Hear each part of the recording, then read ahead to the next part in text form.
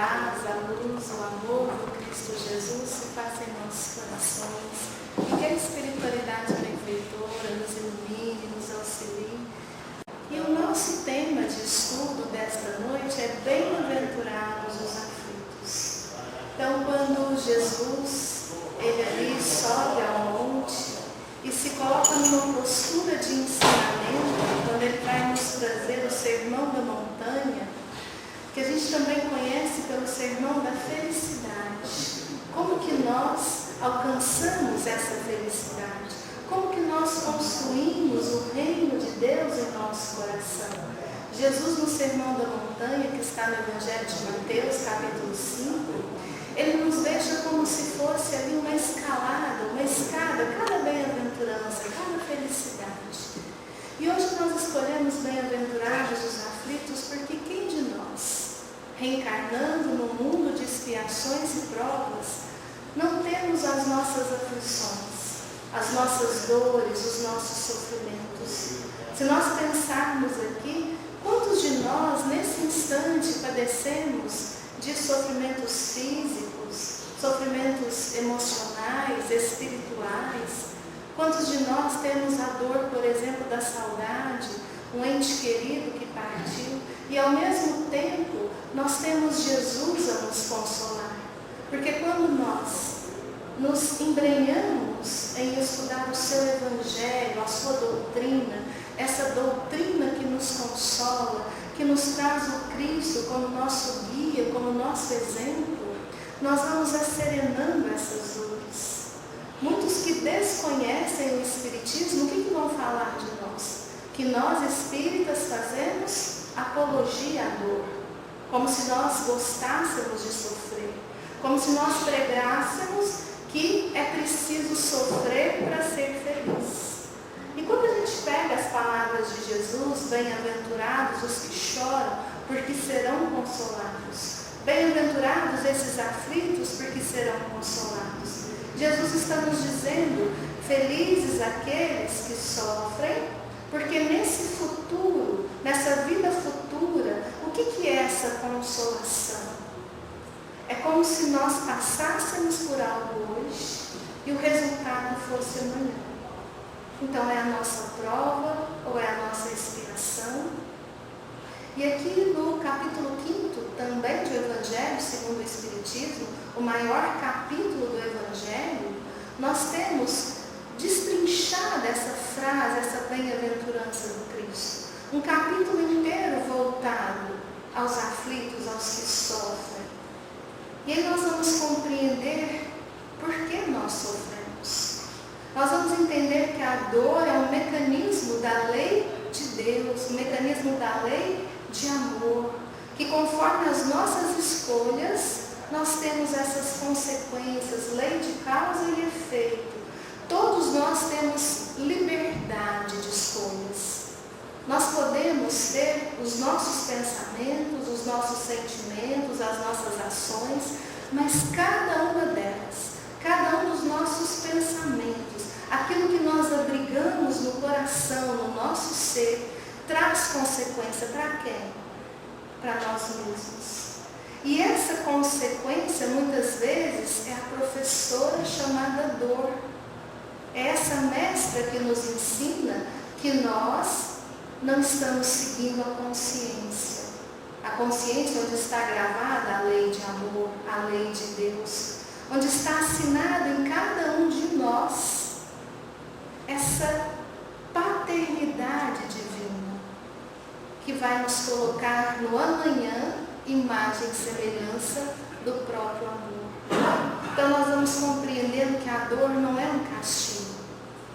Muito pelo contrário, ela é educadora, ela nos traz lições que vão nos dizer que nós não estamos buscando seguir o caminho que nos leva a esse reino de amor, a esse reino de Deus. Aquilo que Jesus deixa para nós. É tão forte a passagem quando ele se coloca como caminho. Eu sou o caminho para a verdade, para a vida. Ninguém vem ao Pai senão por mim. Ninguém alcança os reinos celestes, morada dos espíritos puros, se não amar. Mas será que nós já temos condições de amar como Jesus amou? Nós sabemos que estamos num processo evolutivo, que nós estamos amadurecendo em nós todas as virtudes, e que esse livre-arbítrio, através dessas consequências a cada um segundo as suas obras, é que nós vamos nos norteando em cada vez mais amarmos uns aos outros, em cada vez mais buscarmos a humildade e a deixarmos a dor que nos traz sempre as escolhas embasadas no egoísmo, no orgulho, na vaidade, no ódio, nos preconceitos. Já é hora. Nós já estamos passando por uma transição planetária. O que é preciso para reencarnar nos mundos de regeneração?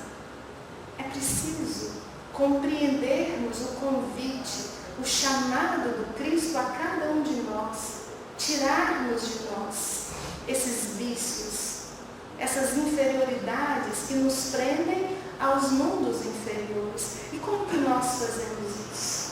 Nós temos o exemplo de Jesus. Ali no capítulo 5 do Evangelho segundo o Espiritismo, são mais de 13 mensagens de espíritos benfeitores e também muitas lições de Allan Kardec.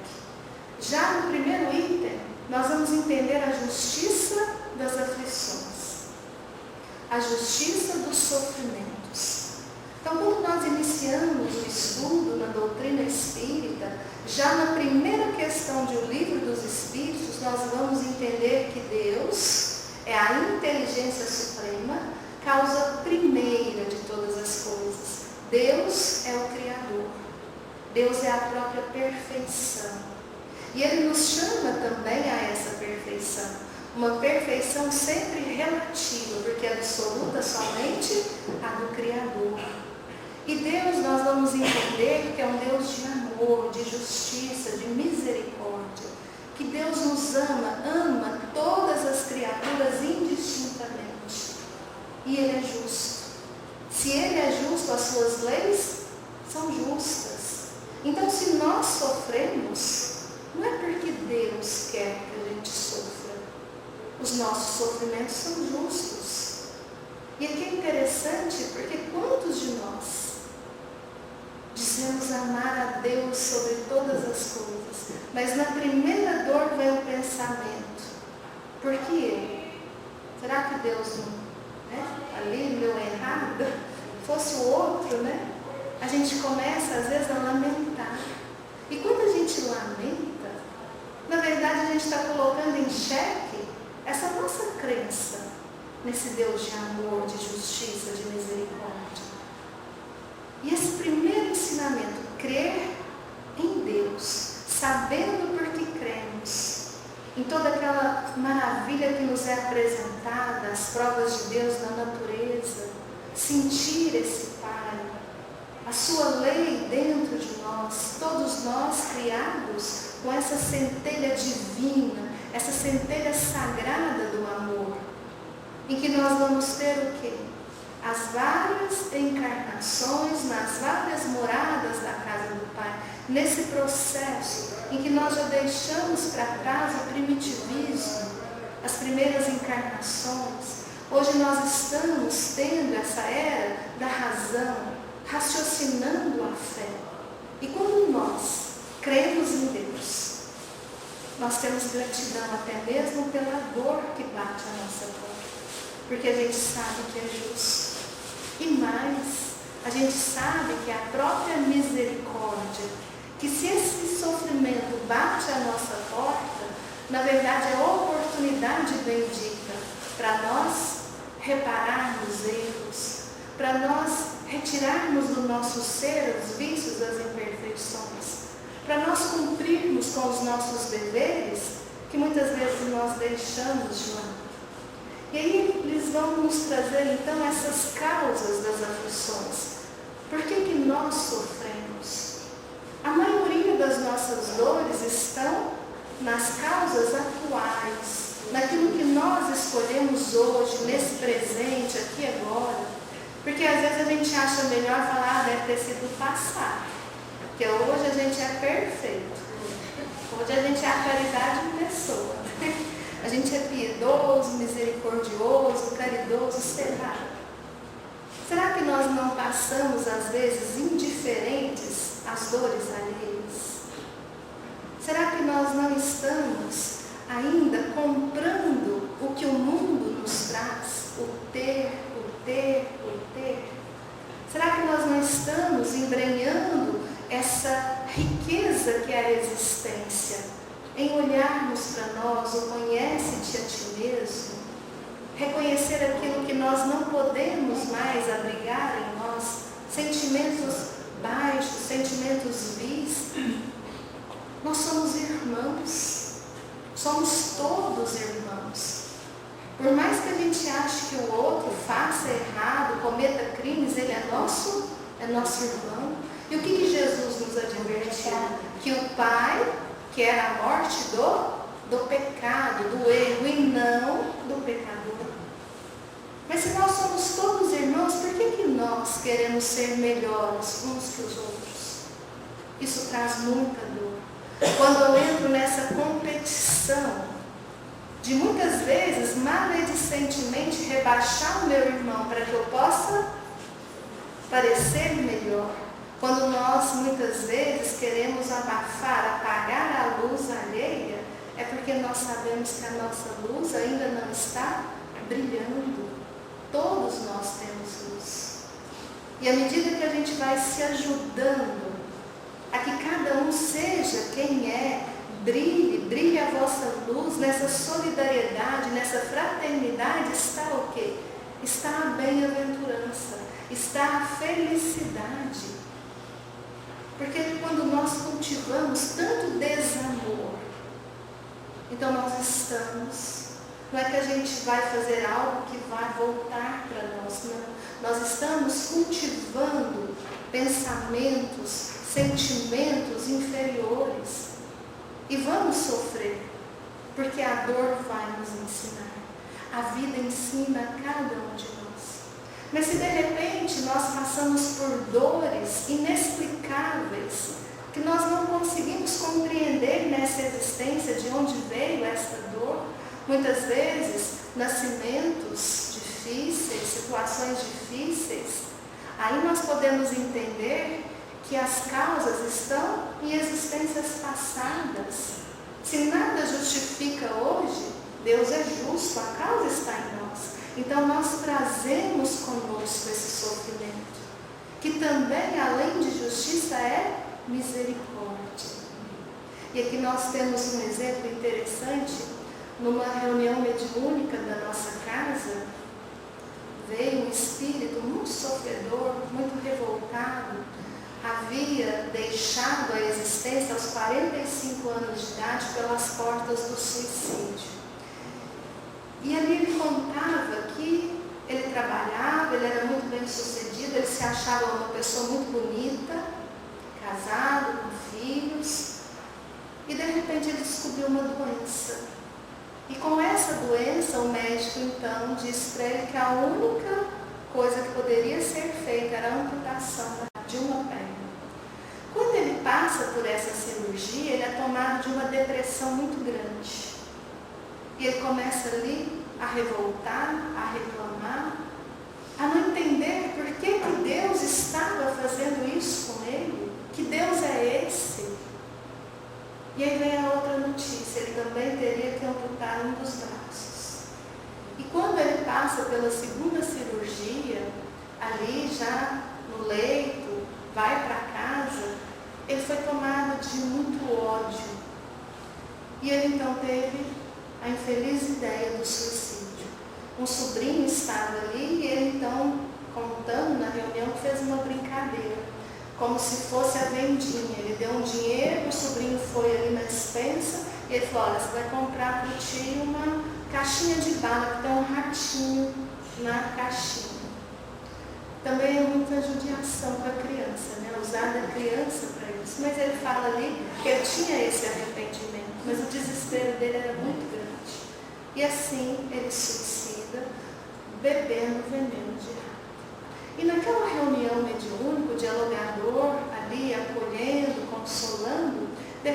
vem a regressão espiritual. E os benfeitores, então, o levam a perceber uma existência anterior, em que ele torturava pessoas, torturava os seres humanos. Ele trabalhava ali em pesquisas na área médica, em que ele fazia amputações, sem anestesia, em que ali mapeava-se o cérebro humano. E quando ele percebe aquilo, ali, o que ele vai perceber? O que é mais bonito dessa comunicação? Que ele havia feito isso com muitas pessoas, sem nenhuma asepsia, sem nenhuma anestesia. E quando ele nasce com essa, vamos dizer assim, expiação, ele amputou os membros, mas num hospital, com anestesia, com os familiares queridos ali do lado. Então, olha tanto que nós, muitas vezes, ficamos tão fixados no ego, na vida material. Olha a oportunidade que o Pai deu. E ali ele percebe que, mais uma vez, ele sucumbiu. Por quê? Porque ele não aceitou. É o que o Evangelho também vai nos trazer: bem e mal sofrer. Basta sofrer? Se fosse assim, todos nós já deixaríamos essa existência com nota 10, né? Quem de nós não sofre? Então não basta sofrer. O que é mal sofrer e bem sofrer? O mal sofrer é esse, em que nós reclamamos, lamentamos e cobramos, como se toda essa dor não nos fosse devida, como se fosse algo exterior a nós. O bem sofrer é quando nós compreendemos o sofrimento. E aí vem o sentimento da resignação, da aceitação. Aqui já é a felicidade de nós entendermos: se eu estou passando por isso, seja o que for, é para que o meu espírito progrida, é para que eu alcance essa felicidade que é prometida a todos nós.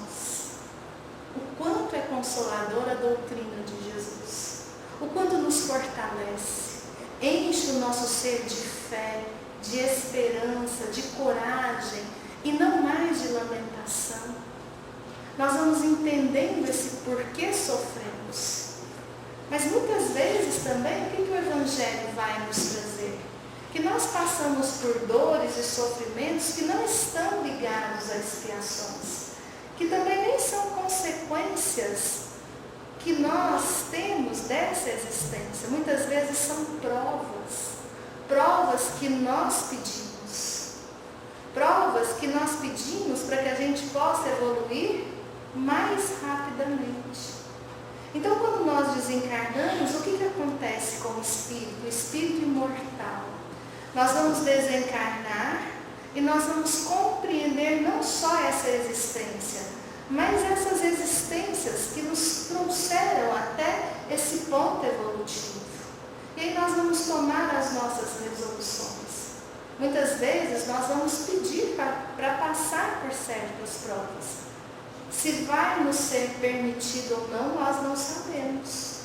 Porque muitas vezes a gente pede muito, mas se a gente não tem condições, a gente não passa. Então, se a gente está passando, é porque a gente tem condição. É o que Jesus fala, que o Pai não põe fardos pesados em ombros frágeis. Que nós temos condições de carregar a nossa cruz. E quando a gente fala em carregar a nossa cruz, será que a nossa cruz, nós podemos dizer que ela é mais pesada do que a cruz do Cristo? Será que a gente ousa achar que sofre mais do que Jesus sofreu? E Jesus é um espírito puro. Quando a gente fala nos espíritos puros, nos Cristos de Deus, quando a gente fala de Jesus, nós estamos falando daqueles espíritos que participam ali das reuniões do Onipotente. Jesus comunga do pensamento de Deus. Quando Jesus vem à Terra, ele vem nessa missão. Por isso, quando ele aqui está, ele vai dizer: eu e o Pai somos um. Ele não está querendo nos dizer que ele é o Pai, mas que ele vem em nome do Pai. Ele vem nessa missão de nos trazer a verdade, de nos trazer o conhecimento de quem somos nós. E tudo que Jesus passou é para que Ele pudesse deixar eternamente esses ensinamentos, para que nos momentos mais difíceis nossos, nós entendemos que Ele, que nada devia, que nada precisava de dor nem de sofrimento, passou por nós. Para que a gente não dissesse, mas é fácil, é Jesus não sofreu. Não. Ele não abdicou de nascer num corpo igual ao nosso. Jesus nasceu entre nós. Ali no Evangelho de João, capítulo 1, o Verbo se fez carne e habitou entre nós, cheio de graça e verdade. Qual foi o lar aqui na terra que recebeu Maria de Nazaré e Jesus, para que ela pudesse dar a luz ao filho? Vocês lembram? Qual o lar que abriu as portas para Maria? Nenhum. Na estrebaria, na manjedoura. Nenhuma porta foi aberta a esse ser supremo, o nosso governador, a luz do mundo. Quando a gente começa a raciocinar, a luz do mundo vem, não encontra uma porta aberta. E ali naquele cenário, na natureza, na estrebaria, no coxo, que é a manjedoura, Jesus nasce. E é esse cenário tão simples, tão destituído, vamos dizer aí, de glamour, que o Mestre vem à Terra. E ele não começa a sua missão em criança. Em criança ele começa a trabalhar junto com o Pai, na carpintaria, trazendo ali o valor do trabalho, a dignidade de trabalharmos.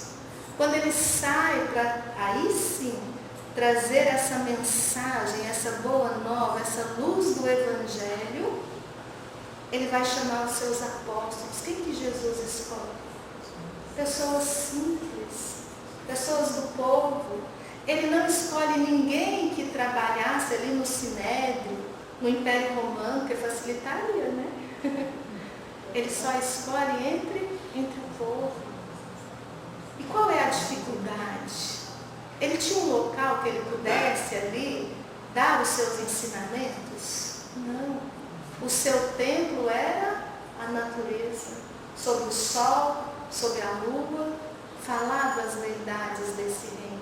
Proferia esse sermão imortal das bem-aventuranças.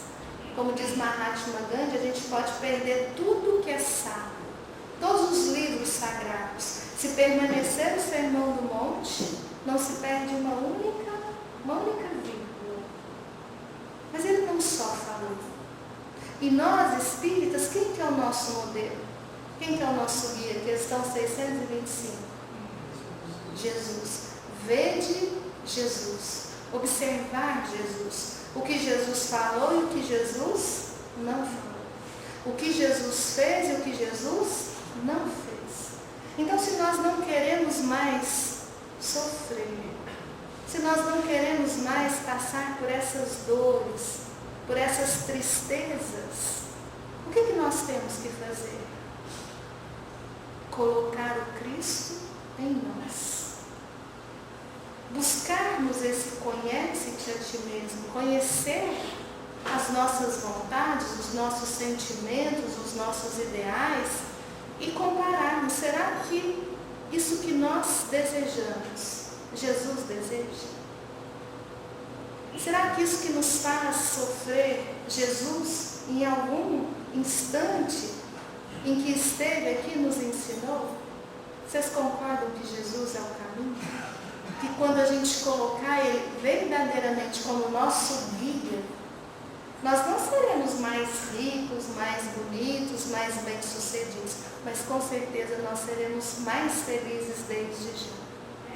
Existe muito mais felicidade na humildade, na simplicidade, do que na arrogância, na inveja. O invejoso está sempre sofrendo, por quê? Porque tem alguém melhor. Hoje, com a internet, as redes sociais, O que a gente fica ali? Se comparando. Todo mundo ali é feliz e bem sucedido. E a gente começa a comparar as pessoas conosco e a gente vai se sentindo o quê? Vai se diminuindo, baixa autoestima. Mas será que a gente tem que ser igual a todos? Isso nos faz sofrer. Ah, não pode isso, tem que ter um corpo assim, tem que ter um emprego assim, tem que isso, tem que aquilo. Mas a hora que a gente olha para dentro de nós, que é o que Jesus pede, que a gente olhe interiormente e que a gente reconheça quem somos nós. Não só no sentido de espíritos imortais em evolução, mas quem somos nós agora? O que nós realmente queremos? O que nos deixa feliz? É isso que vai nos dando forças. Então Jesus, como esse guia, como esse exemplo, transforma a nossa vida. Nós nos transformamos moralmente. Porque falando em dor, em sofrimento, vamos pensar. Jesus, ele só ensinou, só pregou no amor. E ali, diante até dos seus apóstolos, quando ele é condenado à morte, à pena de morte, quando ele está ali com seus apóstolos numa última ceia reunido, quando ele vai dizendo até mesmo de um outro consolador que viria, que ele não nos deixaria órfãos, que voltaria para nós, o que Simão Pedro fala para o Cristo? Do seu amor por ele. Ele estava mentindo? Não. Ele amava Jesus. E ele vai dizer para Jesus que iria com ele para a prisão, para a morte, onde quer que Jesus fosse, ele iria. Ele estava falando de um sentimento. Mas Jesus conhece a cada um de nós. O que Jesus fala para Pedro? Pedro, hoje, ao cantar do galo, tu terás me negado por 3 vezes. E quando ele é preso, através da traição de Judas Iscariotes, ali Simão Pedro no pátio do palácio de Herodes, ali, o palácio, ele tinha as celas abertas, então as pessoas estavam vendo Jesus preso. E quando ali eles falam, olha, o Galileu, ele estava junto com o Nazareno. O que Pedro fala? Eu não sou eu não conheço ele. Imagina. E aí o galo canta. Olha a beleza dessa cena. Quando o galo canta, automaticamente o que Simão Pedro fez? Buscou o olhar de Jesus. Qual era o olhar de Jesus? O mesmo. De serenidade, de amizade. Não tinha um julgamento naquele olhar. O mesmo amor. Se tivesse o julgamento seria mais fácil, não seria? A gente tem mais facilidade em lidar com o quê? Com o julgamento. Se a gente está com raiva e o outro tem raiva também, para nós é muito melhor lidar, porque nós nem sabemos lidar com o perdão do outro, não é nem o nosso. Então essa dor de Simão Pedro, essa dor de Pedro, ela se reverte. Porque quando, numa das aparições do Cristo, ele vai perguntar 3 vezes para Simão Pedro, tu me amas? Então apacenta as minhas ovelhas. Onde que Simão Pedro se transforma verdadeiramente? Onde que ele ama Jesus? Onde que ele vai tirar ali a culpa? Vai ter esse auto-perdão, porque o auto-perdão nos liberta da dor. Enquanto nós não nos perdoamos, nós ficamos arraigados a uma dor, a uma culpa que queima a consciência. É justamente na caridade, ele passa a servir os seus irmãos. Então, diante das nossas dores, o melhor caminho é o auto-amor, o auto-perdão e o amar e servir ao próximo. Quando a gente fala de Judas Iscariotes, como nós julgamos esse irmão? Hoje já é um espírito sublimado. Porque se a gente se diz cristão, quem somos nós para julgarmos os nossos irmãos? Para condenarmos? Então tudo isso vai nos chamando a sairmos desse mundo inferior. Esse mundo onde quem nos ensina são as dores, as aflições, os sofrimentos. Vamos pensar no sofrimento de Maria, mãe de Jesus. Quando Jesus é preso, João, que é o único apóstolo que fica com Maria, e ele vai ali dizer: seu filho foi preso, o que Maria faz? Atormentada, ela começa a orar, porque ela não sabia o que ela ia fazer. Ela não podia ir contra o Sinédrio, ela não podia ir contra Herodes, contra o exército romano. E ela ali em oração, ela não aguenta, ela põe ali o seu véu e sai à procura do filho. Jesus já havia passado por Pôncio Pilatos. O que Pilatos viu de crime em Jesus? Nada. E ele lava as mãos de uma maneira muito sagaz. É quando a gente abriga muito mal no coração. Quando a gente faz ali uma maldade como se nós não tivéssemos ali. É a maledicência ardilosa. É quando a gente fala: nossa, eu vou te falar com tanta dó daquele amigo. Você viu o que ele fez? Aqui já tem esse veneno. Quantas vezes nós também lavamos as mãos? Porque vai contra os nossos interesses. Eu vou me comprometer com esse irmão. Vou deixar de ter, às vezes, poder, dinheiro. Então, Pôncio Pilatos, ele lava as mãos e ele faz mais. Ele leva Barrabás e Jesus ali ao público e pede que a multidão escolha. A mesma multidão que uma semana antes estava ovacionando Jesus, domingo de Ramos. Ele entrava ali às portas de Jerusalém, com todos gritando: Hosana, aquele que vem em nome do Senhor. E agora era a mesma multidão enfurecida que escolhia libertar quem? Barrabás. Condenar Jesus. Nós condenamos Jesus. E quando Maria fica sabendo que Jesus já não estava ali com Pôncio Pilatos, estava com Herodes, vem a esperança. Herodes era do povo. Ele sabia que Jesus não tinha feito nada além de amar, de curar, de ensinar as pessoas a serem mais brandas, mais mansas, mais doces. Com certeza Herodes iria entendendo. Mas quando ela vai chegando ali às portas do palácio de Herodes, qual que é a cena que ela vê? O filho com uma túnica escarlate, na mão uma cana de açúcar e na cabeça uma coroa de espinhos. Herodes ridicularizando Jesus. Não é esse o rei que vocês querem? Então aquela cana para representar o cedro de um rei. Aquela coroa que fazia a face do Cristo sangrar. Maria corre querendo tirar ali do filho. Vamos pensar em nós, nossos filhos. Como nós queremos tirar deles a dor, o sofrimento. Mas o que Jesus fala? Porque os guardas impedem Maria de se aproximar do Cristo. Mas ali frente a frente com o filho, Jesus fala pelo olhar: acerena-te, mãe, eu estou serena. Acalma-te. Chegou a hora do testemunho. Chegou a hora da minha fidelidade ao Pai. E ali ele mostra a sua realeza espiritual, que não é deste mundo. Aquele silêncio de uma alma luminosa que se deixa crucificar, mas não sem antes intervir por nós. Pai, perdoa-os.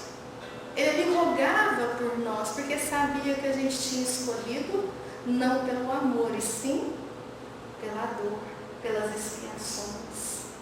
Então, quando a gente pensa nas nossas dores, em tudo que Jesus passou só para nos deixar o quê? A lição, diante da dor, do sofrimento. Primeiro, silenciar. Entender que é algo que nós devemos passar. Passar bem, tirar as lições. O que esse problema quer me dizer? E mais, nos transformarmos, deixarmos essa luz que nós também somos, deixar essa luz brilhar. Esse é o convite de Jesus. Diante da dor e do sofrimento, o que ele vai nos dizer? Vinde a mim todos vós que estáis carregados, sobrecarregados, sofridos, eu vos aliviarei. Ele está falando que com ele o fardo é leve. E aí a ciência hoje é interessante, a Nete Guimarães, ela é neurologista, ela ali alia muito as palestras dela com a medicina e o espiritismo, ela fala justamente de um desafio de falar sobre as dores, que com Jesus o fardo é leve. E aí são 2 horas a palestra dela. Resumidamente, o que ela fala? Que a dor é uma protetora para o nosso corpo, não é? Se a gente não tivesse dor, a gente, por exemplo, deixaria a mão queimar na panela, a gente não ia sentir. Então essa dor é um mecanismo de proteção, fisicamente falando, para o espírito também. Fisicamente ela vai falar que nós temos ali no sistema nervoso central áreas que existem ali, o portão da dor. Que pessoas têm portão mais aberto, outras têm mais fechado. Quem tem o portão mais aberto à dor? Aqueles que sentem mais dores. Quem que tem mais fechados? Aí ela vai nos dizer que conforme a área do sistema nervoso que nós usamos, nós sentimos mais ou menos dor. Então nós temos o arqueocórtex, que é ali o que os animais também têm, e nós temos o que nos diferencia dos animais, que é o neocórtex. Então quando a gente usa o arqueocórtex, são as nossas reações mais animalizadas, a raiva, o ódio, o poder, querer conquistar. E o neocórtex é quando a gente ora, quando a gente tem as ideias mais sublimadas. Então quando a gente usa essa área, nós sentimos menos dores. Se a gente pegar uma pedra de 10 quilos e subir um morro, quando a gente está aos pés do morro, quanto que pesa a pedra? 10 quilos. No meio do morro mudou o peso da pedra? Mas nós já estamos pensando que está muito pesado. E chegando no final, às vezes nem consegue. Fala, nossa, que pedra pesada. É justamente isso. Com Cristo, o nosso jugo é mais leve, mais suave. Por quê? Porque nós vamos entender que não sofremos por acaso.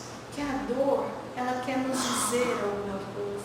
Ela quer nos chamar para esse reino de Deus que a gente constrói no nosso coração.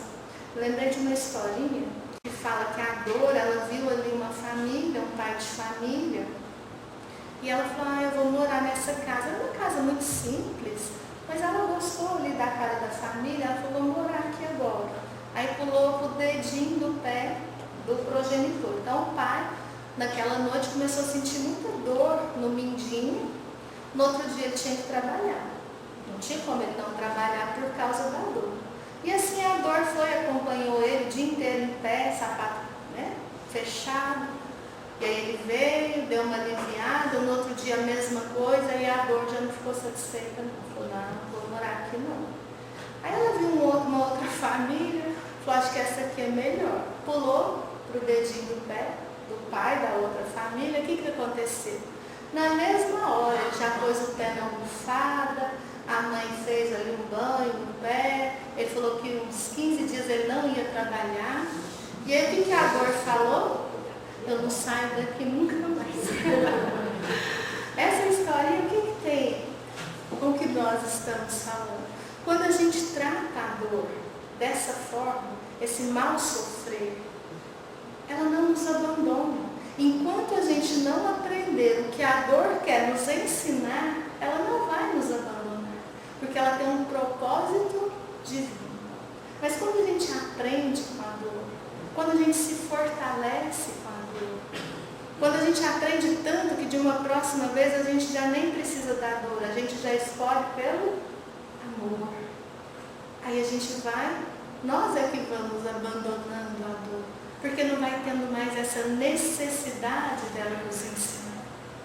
Então seja o que for que nós estejamos passando nessa existência, nesse momento, que a gente pense em Jesus, que a gente deixe Jesus habitar o nosso coração, a nossa mente, encher esse ser de coragem, de fé. Essa fé não de uma forma fanática, de uma forma séria, mas a fé raciocinada, entendendo que essa dor tem um propósito. E aí nós vamos nos tornando mais humildes, mais mansos.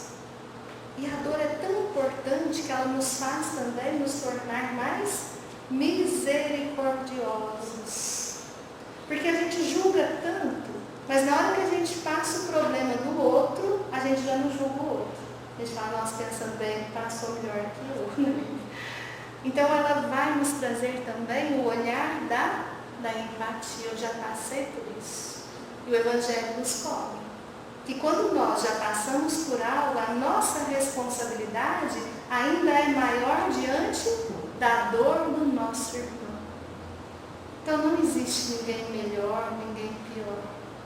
Nós vamos colhendo aquilo que nós semeamos. Nós não colhemos da colheita do nosso irmão. Também no momento espírita tem ali uma história, mas ela nos traz muitas lições e que nos colocam diante das nossas dores.